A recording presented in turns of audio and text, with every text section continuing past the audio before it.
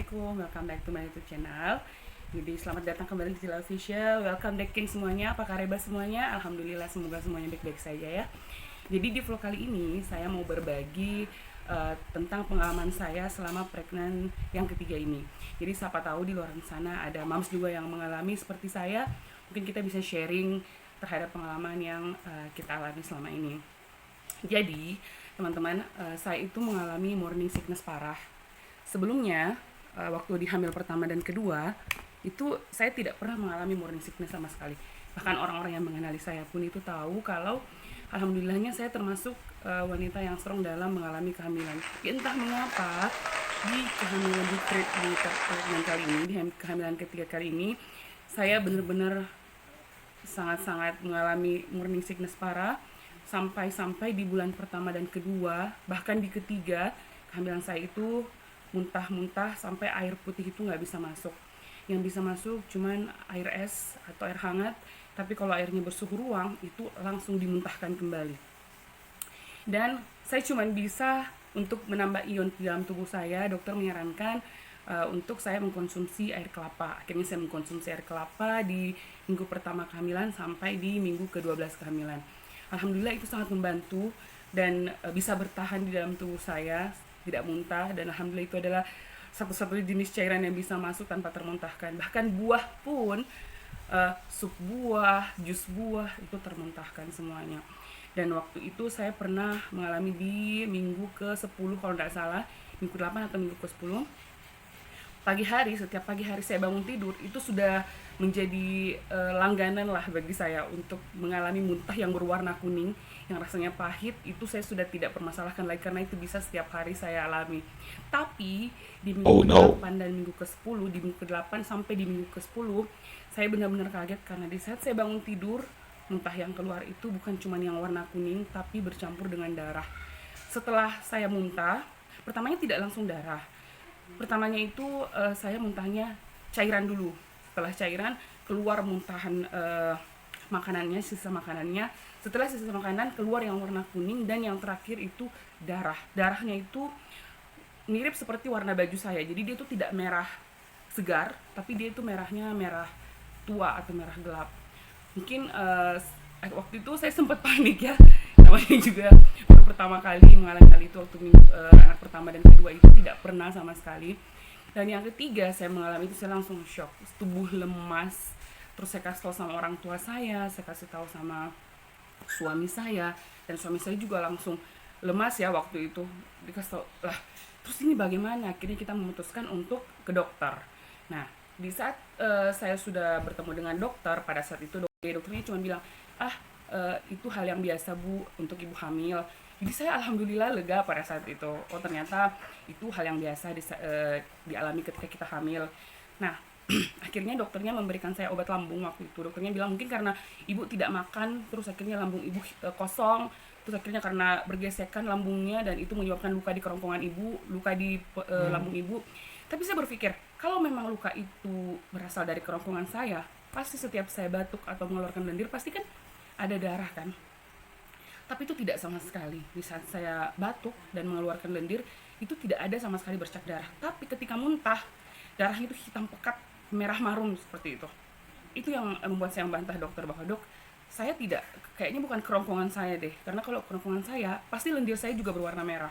Akhirnya dokter mengambil kesimpulan, oh iya, kita obati dulu lambungnya ya. Jadi waktu itu saya dikasih obat lambung, dan alhamdulillah selama pulang dari dokter itu, saya sudah tidak pernah mengalami yang namanya muntah darah lagi.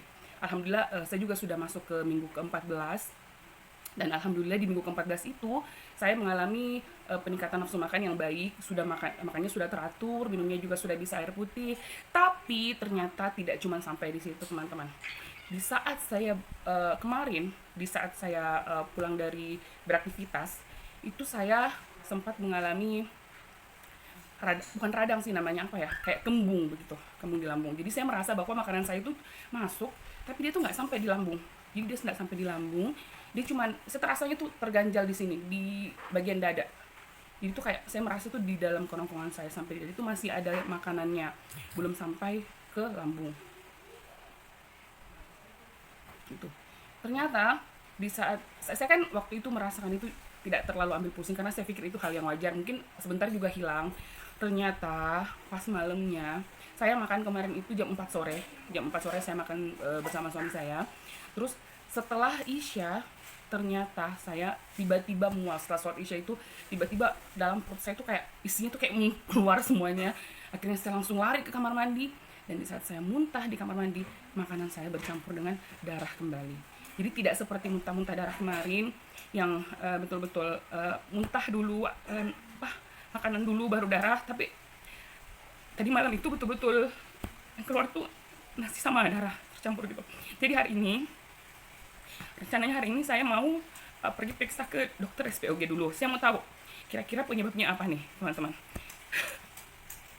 Kira-kira penyebabnya apa sampai tiba-tiba kok bisa seperti itu lagi, kok berbeda dengan yang dulu. Mungkin yang dulu saya masih maklumi karena saya berpikir oh ya saya jarang makan, saya jarang minum, dan itu mungkin karena pengaruh nasi atau makanan dalam perut saya itu sudah habis, makanya dia keluar. Tapi kali ini saya tidak tahu kenapa, karena makan saya sudah bagus, minum saya sudah bagus, kok tiba-tiba muntah, dan muntahannya itu bercampur dengan darah. Jadi teman-teman ikuti saya, mudah-mudahan tidak apa-apa ya. Saya mohon doanya untuk teman-teman semua, mudah-mudahan tidak apa-apa. Sebentar kita mau ke dokter, kita cek apa yang terjadi sebenarnya. Semoga bisa jadi pengalaman saya, bisa menjadi pelajaran bagi kita semua. Untuk ibu-ibu yang lain yang sedang mengalami hamil, saya doakan semoga baik-baik saja semuanya. Dan sekarang saya sudah siap-siap untuk mau ke dokter. Insya Allah sebentar saya akan bagi pengalaman saya kembali, bagaimana menurut dokter saya kenapa, terus obatnya apa. Nanti insya Allah saya akan sharing sama mom semuanya. Oke, stay tune ya. Assalamualaikum, berangkat dulu, nanti kita ketemu lagi di rumah sakit. Oke, Assalamualaikum. Oke, dekengku semuanya, akhirnya kita udah sampai di rumah sakit Hadijah 1. Jadi ini rumah sakitnya bertempat di dekat atau di sampingnya lapangan Karebosi. Orang Makassar pasti tahu nih tempatnya. Doakan ya semuanya, semoga semuanya baik-baik aja.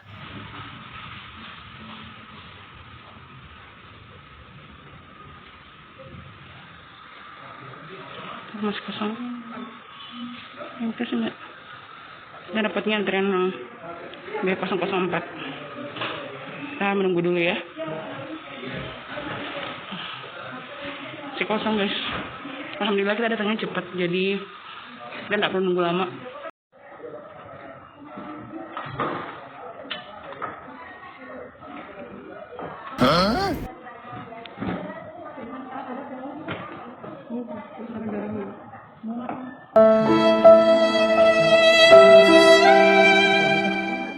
Kenapa mau jaga depan tadi?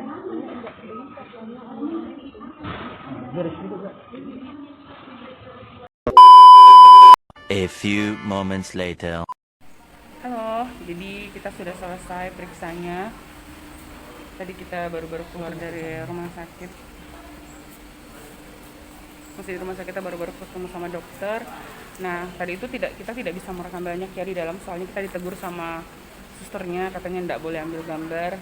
Jadi untuk penjelasannya, kita sudah USG, kita sudah tahu penyebabnya apa, kok bisa muntah darah. Jadi untuk penjelasannya nanti saya jelaskan di rumah ya. Terima kasih untuk semuanya, terima kasih doanya. Oke, nanti saya lanjut di rumah ya. Assalamualaikum.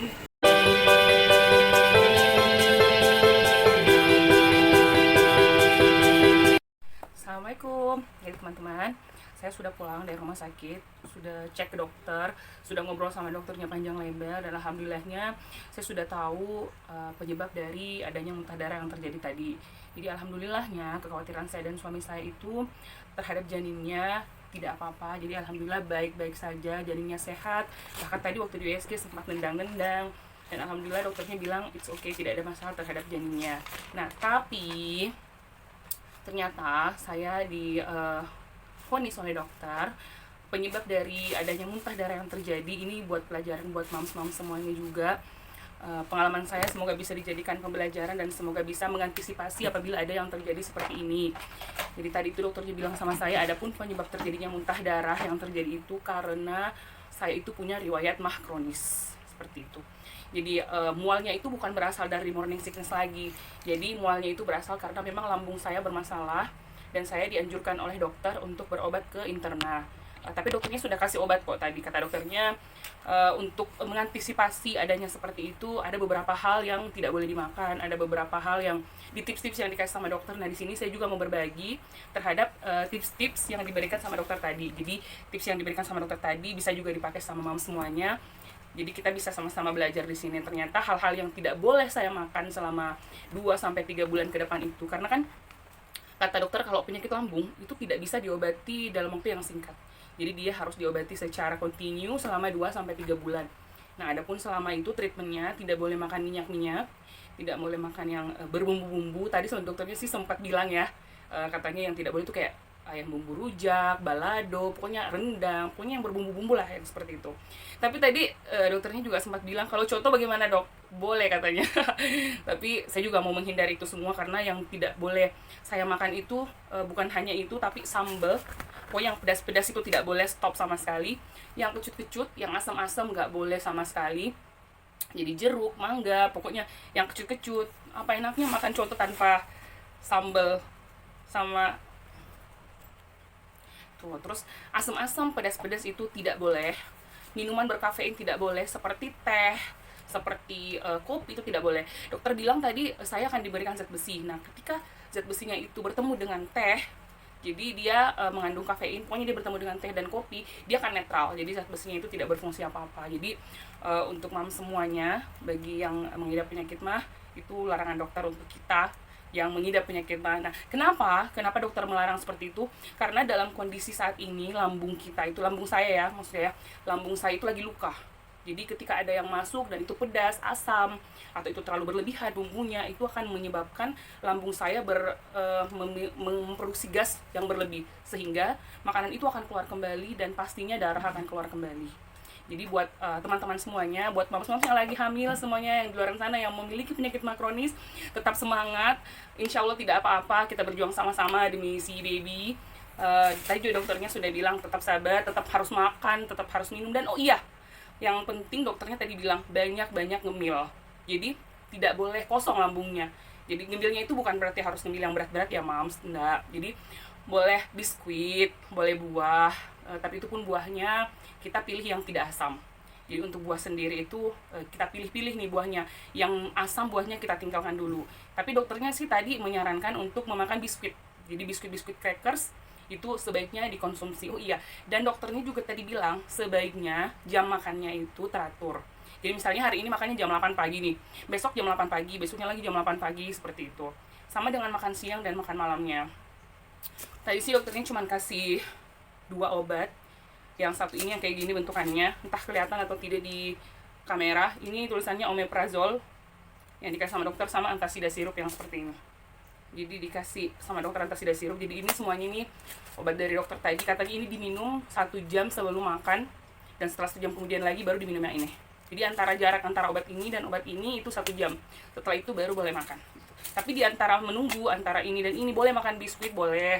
Tapi tidak boleh makan berat. Nanti boleh makan berat setelah ini dan ini Jadi kalau misalnya semua mam sudah minum obatnya, yang dua-duanya tadi, 1 jam dari setelah itu boleh makan. Nah setelah makan, istirahat yang cukup, hindari semua pantangannya. Terima kasih untuk semua. Oh iya, jangan lupa olahraga yang cukup, istirahat yang cukup, dijaga makanannya. Bagi teman-teman yang lain yang memiliki kasus yang sama atau mungkin punya kenalan dengan masalah yang sama, silahkan komen di bawah. Kita sharing sama-sama, kita berbagi ilmu sama-sama. Terima kasih untuk semua keluarga dan kerabat serta teman yang sudah mendoakan. Ya tetap doakan saya semoga tetap istiqomah untuk menjauhi segala larangan-larangan dokter, makan makanan enak tersebut. Semoga saya bisa istiqomah karena terus terang saja saya itu pecinta pedas dan kecut dan asam. Ya saya orang Makassar tuh suka sama yang pedas-pedas, suka sama yang kecut-kecut. Tiada lengkap rasanya makan semuanya tanpa jeruk sama sambal. Jadi saya harap semoga saya bisa istiqomah. Terima kasih doanya teman-teman. Sampai jumpa di next video. Sampai jumpa di YouTube channel saya selanjutnya. Assalamualaikum warahmatullahi wabarakatuh.